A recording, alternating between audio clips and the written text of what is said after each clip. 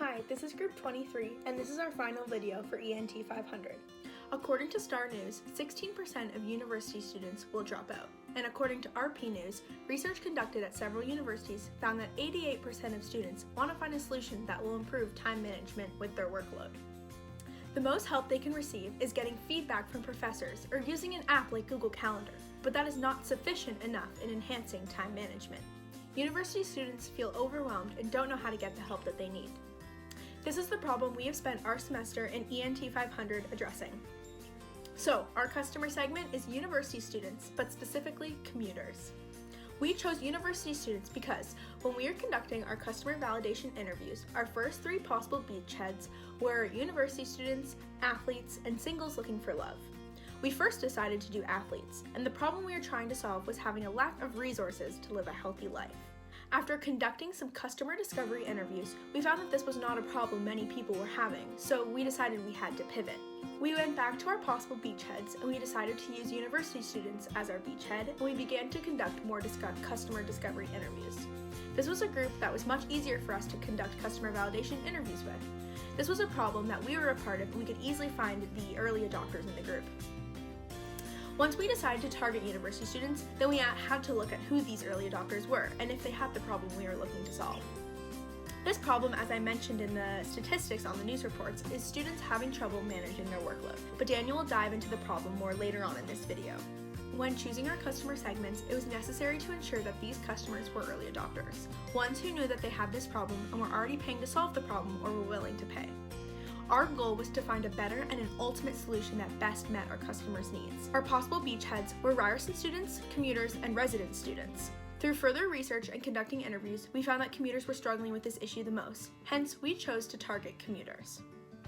After conducting tons of interviews and surveys from students, we have identified some problems commuting students have been bothered by and are trying to find something that will help them fix it. The issues being trouble managing workload with the commuting time, losing track of time to stay organized, and not being able to access all the dates, times, commuting routes all in one place, so it's very easily to be missed. And it is also very stressful for commuting students when they miss their transportation time. Remind Me is an app that allows students to organize all their important daily and upcoming information from all in one place and receive reminders on deadlines, when to leave to get to class on time, and how to optimize their time to work effectively. This app solves the problem of students having a hard time managing their workload and staying organized with the commuting hours they face every day. So once you click on the app, this is what you're going to see, and this is the home screen of the app. On the home screen, you will see the reminders of your upcoming events. We had an example here. It's reminding you to leave for the train that you're going from Clarkson to Union in 2 minutes, and also reminding you that you have a meeting at Ryerson University at 6 p.m.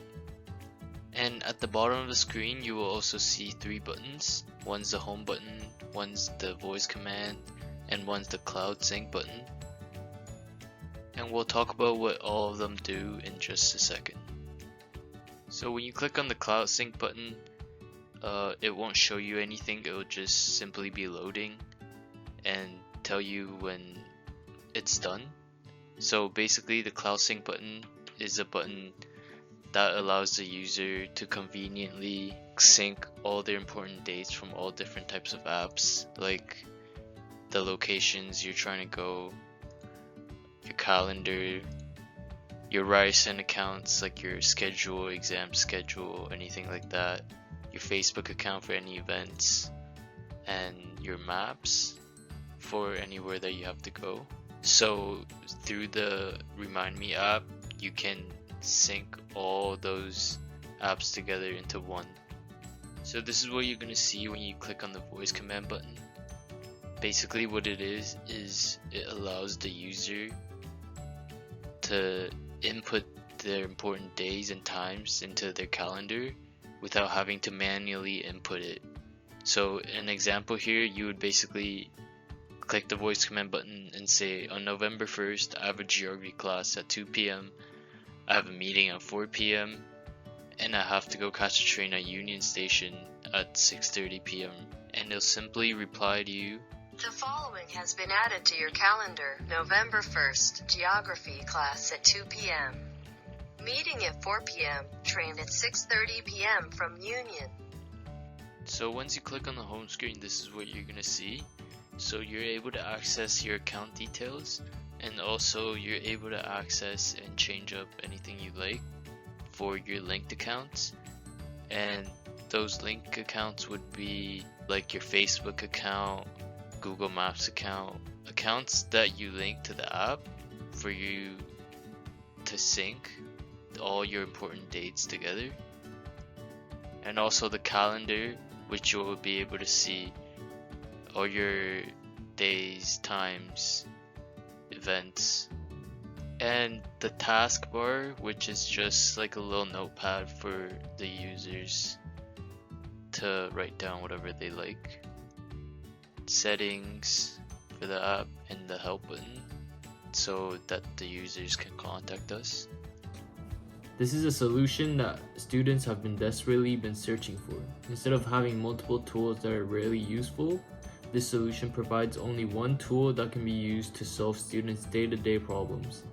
The way that investors will make money from our startup is through advertisements and through data generation from our users. Advertisements can vary, such as video ads, self-serve ads, and even targeted ads, all of which provide investors with the goal of achieving a long-term gain through our startup. So how did we confirm our minimum viable offer? Well, we confirmed our MVO through conducting various experiments, setting up a landing page, launching Facebook ads, and creating an Instagram page. Our interviewees provided us with honest and constructive feedback. Along with our landing page, we used a web analytics tool to monitor key metrics such as page views, acquisition rate, retention rate, and referral rate. Furthermore, we were also able to gather data and insights through launching our Facebook ads and creating the Instagram page. By using these tools, we were able to have our proof of concept on whether we should continue with our MVO or whether we should pivot. And given the data that we generated, we decided to move on with our MVO. Moving on to our revenue streams, we plan to generate profits through advertisements such as video ads, self-serve ads, and targeted ads. We also plan to generate profits through data generation from our users and through a one-time payment of the app of $3.99. When my colleagues and I conducted our customer validation interviews, we found that a monthly subscription fee was not highly favored since students already have bills to pay. So that's why we decided to implement a one-time fee of $3.99. And for the cost structure, our variable costs consist of the marketing and advertising of the app, as well as any app or development updates that may occur in the future.